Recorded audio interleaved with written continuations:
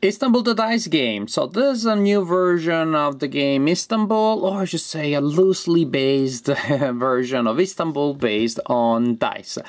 The difference is that this game drops the spatial element of the original Istanbul that was pretty big. You had to move around the board, to move your assistants around the board to produce and collect and trade resources. Here you do it with dice.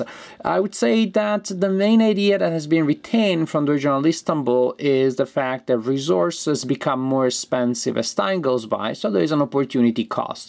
Buy stuff early so you don't pay it as much. Also, that forces you to diversify, so you don't buy the same resource 5 times. It's much more efficient to buy 5 different resources at the lowest possible price.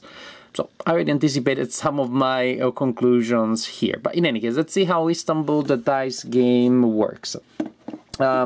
You have this nice board that you place in the middle of the play area at the beginning, and you place those rubies there. They're not real rubies, they're made of plastic, but they look pretty good. So you place those rubies there, and then you will collect resources and trade them to collect the rubies. In order to win the game, you need to collect 6 rubies, only 5 in a 4-player game. If you are the first player to collect the required amount of rubies, you win the game. Pretty simple. A dice game, we said. So you have dice. Usually during your turn you will roll 5. You may have game effects that give you more. So when it is your turn, simple enough. You roll the dice, look at the symbols that the dice produce for you, and then you carry out 2 actions spending the dice. Also, one of the resources is crystals, and you can spend a crystal to re-roll any number of dice. This is not particularly, they are not placed in particular evidence in the rulebook. It is easy to miss. In fact, I missed that the first time that you read the rulebook, but it's an important element in the game. So, carry out actions.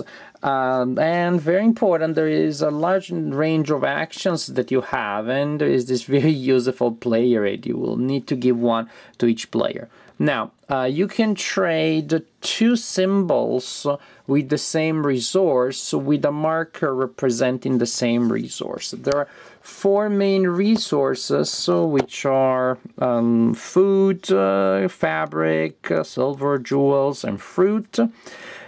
And also you have the brown good, the brown resource, which is like a wild resource. So by spending these 2, by spending one of my actions and these 2 dice, I could take this tile here, this token here, and place it in my play area so that I can save it for future turns. You could also spend 2 different resources, 2 different symbols. Say I could have done like this, spend these 2 dice and an action to take a crystal for later use. I could spend 3 resources, all different from one another, to get a wild resource, so they can use as any other resource. I could spend 4 resources, or we should say resource symbols on the dice, and trade them as 2 goods, 2 tiles representing the same type of good, not the brown one, these other ones. So I could take 2 fabric, I could take 2 fruit, and so on and so forth, with 4 different ones. This symbol here represents 2 lira, the currency in the game. So by spending an action and using a die with that symbol, I take 2 liras and I place them in my personal area. Here, I can spend an action to trade any number of card symbols that they rolled for an equal number of cards. Or I should say, you draw that number of cards, then you look at them and you choose one to keep. And these cards will give you different possible actions. Now, some cards only have 1 area, and so you simply take that action. Other cards have 2 areas, and that means that the top area indicates the benefit received by the active player, the one that receives and plays this card.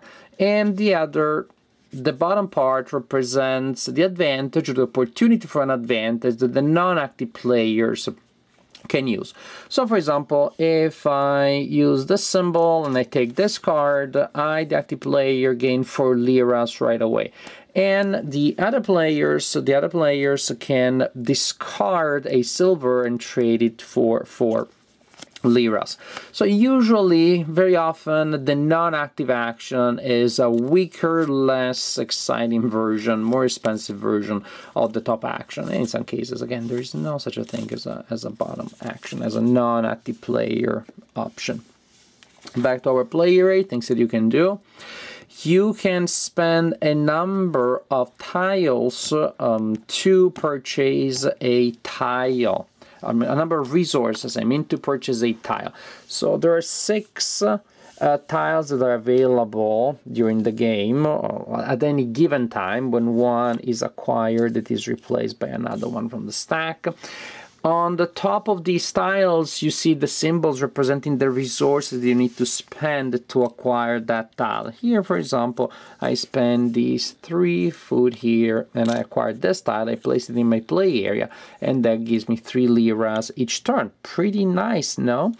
Here, I spend 1 of each resource. I get to roll an extra die each turn. So these tiles are pretty powerful. And finally, we have, finally, it's the last action. You spend resources or coins to acquire rubies, which really is what this is all about, what it all comes down to. You want to get those rubies. This is why you're doing all those other crazy things. The rubies are placed on this board that indicates how to acquire them and what the cost is. For example, you can acquire 1 of these rubies here when you have 5 of these tiles. You show that a place that you have 5, you take the ruby. Hooray!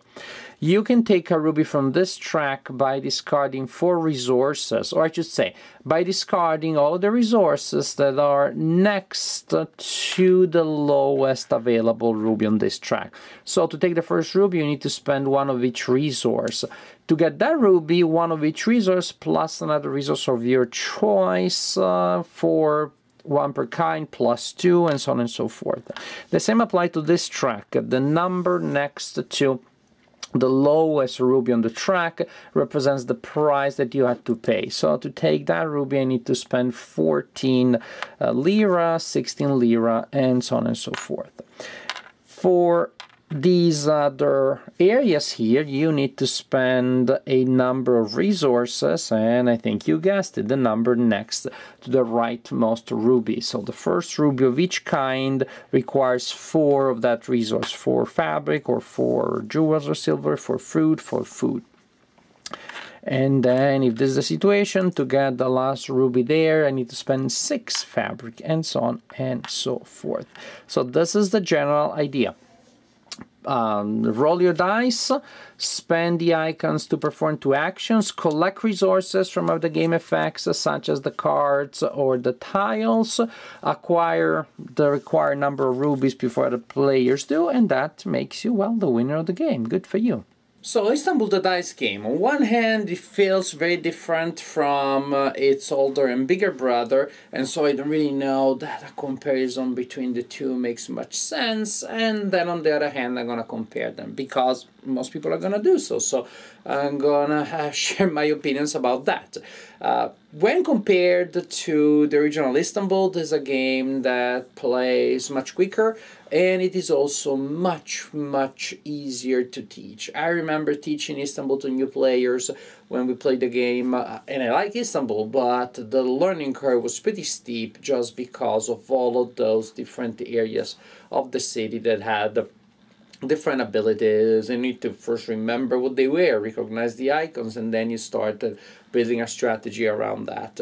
Also, I like the spatial aspect a lot. You were planning your different little trips and journeys for your assistants, going here and going there, and racing to grab resources before they depleted or before they became more expensive. Definitely, again, the idea of the increasing cost was a very interesting one. So at the beginning I was a little sad that the spatial aspect was not there, and it's not really replaced by something else. They simply dropped that, and they added, of course, a random element based on the dice to generate actions that then you convert in resources. So I was a little worried. How can that work? Another thing that worried me a little bit was the lack of free rerolls. Maybe I'm just so used to the idea of most dice games these days. Roll once, get two rerolls, because you already have strategy there when it comes to which dice you save and what you're trying to achieve. You push your luck there, and then you use your resources. That push your luck element here, well, it's not there because you roll the dice and that's it. You may spend a crystal to get a reroll in that sense, but it's not the same feel, it's not the same idea. Also, rerolls are fairly expensive because you don't get them for free, so relying too much on those, collecting a lot of crystals to use them, you may get very lucky, but in truth, that's probably not going to be a very viable strategy. So pretty much it is, again, that doesn't give you a lot of choices or when it comes to manipulating the results of the dice. You get a random selection of resources each turn, and then you choose how to spend them. And that is really the interesting element. In that sense, it feels like much more like a Euro than a lot of other dice games that there are out there. I don't know, like King of Tokyo, or I don't know, The Three Little Pigs, which is a dice game that I like very much. Highly recommend it. But that's a side note. It really feels like a Euro in which somebody tells you, here are the resources, and then you have all of those actions. So healthy list of actions, and also the fact that you only have two of them. That means that, well, I can take a card, or I can take the money, or I can use those two symbols for that resource, or combine them to get those resources, but then I'm left with dice that are not all that interesting. So the push or luck element is completely removed from what you do with the dice, but then there is that the very Euro, very clean, terse, straightforward opportunity cost in the selection of different actions. Plus, again, opportunity cost in terms of I get this and I don't get that, but then the next time I try to get the thing that I didn't get now, it's going to be more expensive. So I had these two reservations, no spatial aspect and no rerolls. But I'm glad that actually the game turned out to be pretty good. It's a very enjoyable game, and I was surprised. I don't even know that I can articulate it fully. One big positive thing is that I can play it with my daughter. I can play with other young friends. I can play with fairly young children, with casual gamers. They are not gonna have a headache like they would if I was trying to play regular Istanbul with them, and they would probably desist while I'm halfway through explaining what all the locations do. Because it's so simple, so intuitive. Most of the actions that you take on that board to collect rubies are pretty much variants of the same idea, which is a number of resources, maybe cloth, maybe sugar, but it's still the same resources.